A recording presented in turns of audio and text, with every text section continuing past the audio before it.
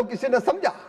आज मुझे ये कहते हुए संतोष है कि 10 करोड़ से ज्यादा शौचालय बने हैं तो नरेंद्र मोदी जी की सरकार ने बनाने का काम किया है। कितनी बड़ी घर के साथ शौचालय कितनी बड़ी राहत देता है, उससे स्वास्थ्य पे कैसा असर पड़ता है ये मुझे बताने की आवश्यकता नहीं है। और माननीय उपसभापति महोदय, घर में बिजली, अंधियारे में कटे जिंदगी जब इनकी सरकार थी, बिजली के कनेक्शन थे ही नहीं, गांव में बिजली नहीं थी, लगभग 18,000 गांव में तो थी नहीं, अता पता नहीं थी, और जहां थी वहां भी एक मोहल्ले में थी, दूसरे में पता ही नहीं था। रामलाल जी के यहाँ बिजली है, लेकिन लल्लू लाल बेचारा अंधेरे में पड़ा है, कोई देखने वाला नहीं था, उसके अब खंबा पहुंचता ही नहीं था कभी। और थी तब भी हालत ये थी कि आती कम थी, जाती ज्यादा थी, बिजली नहीं आती थी, बिजली के बिल जरूर आते थे। मैं जब एक जमाने में कांग्रेस की सरकार थी, मध्य प्रदेश में मैं सांसद था, तो मैं एक गांव में गया, तो एक गांव में खेत में किसान और उसके बेटे भीड़ में इकट्ठे हुए, बोले मामा ऐसा इंतजाम कर दो कि हम रात में सो ले। मैंने कहा सोते क्यों नहीं भाई, कोई बीमारी है क्या?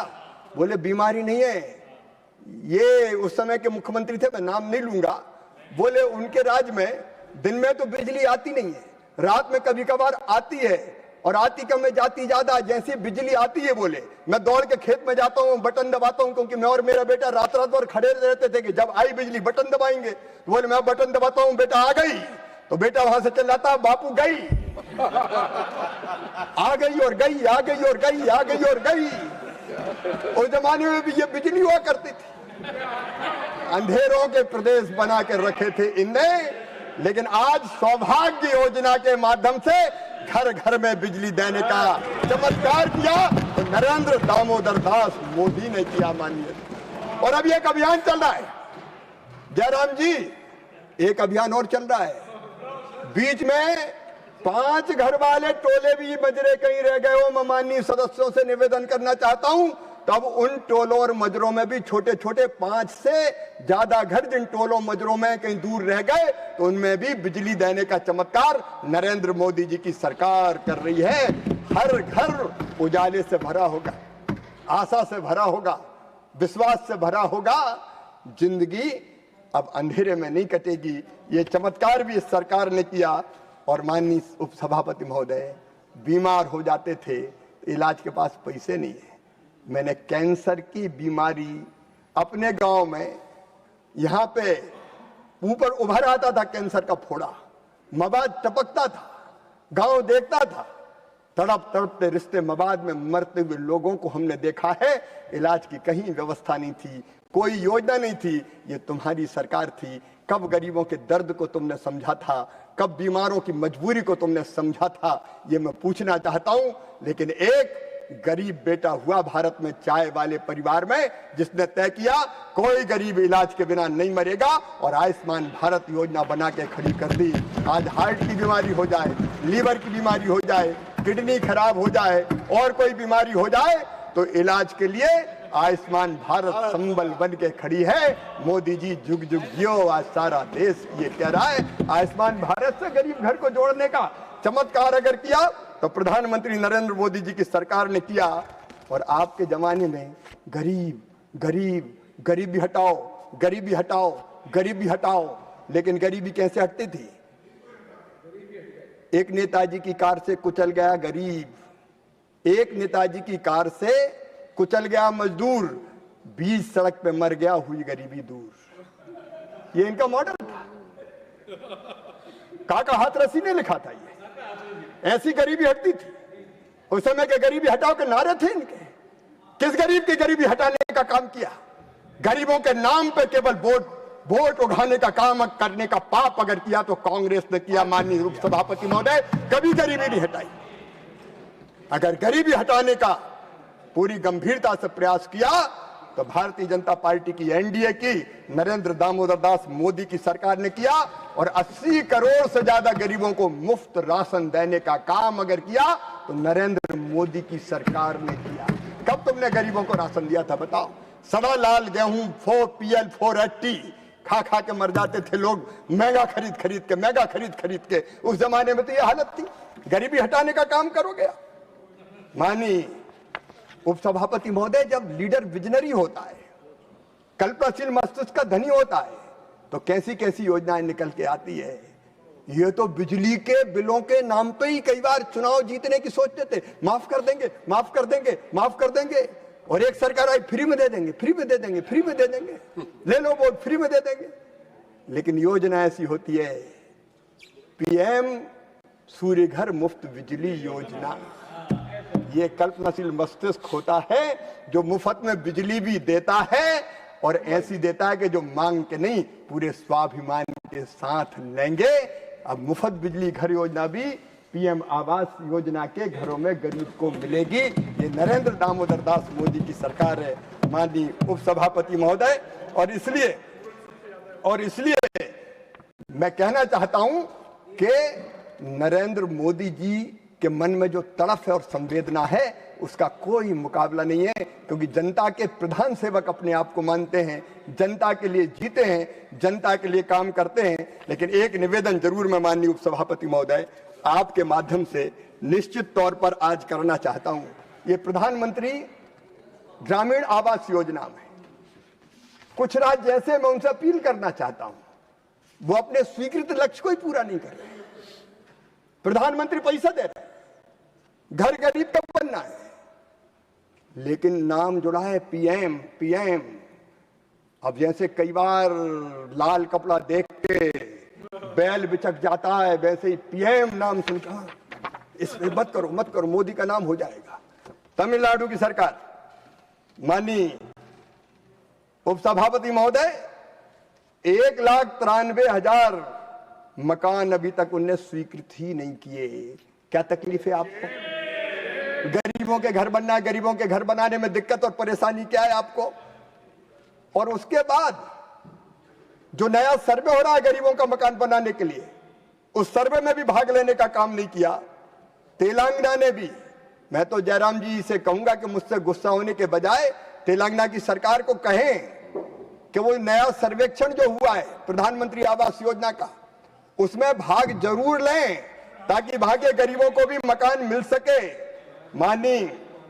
माननीय उपसभापति महोदय, मैं ये भी निवेदन करना चाहता हूं, कर्नाटक में भी 7 लाख आवासों में से 3,80,000 मकान कई दिनों से स्वीकृत ही नहीं किए। मैं निवेदन करना चाहता हूं कि गरीब को घर देने में, प्रहलाद जी, कर्नाटक के गरीबों को मिल जाएगा घर, क्या बिगड़ जाएगा? वही सर, आपने मोदी पीएम का नाम, वो तकलीफ है, तकलीफ वही है।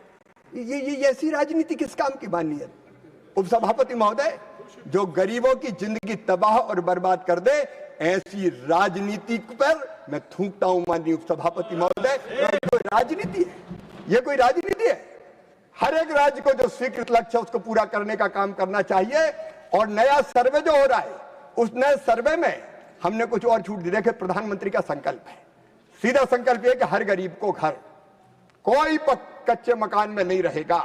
जो शेष रह गए उनके लिए उन्होंने ग्रामीण विकास विभाग को निर्देशित किया कि जाओ सर्वे करो फिर से, और फिर नए घर।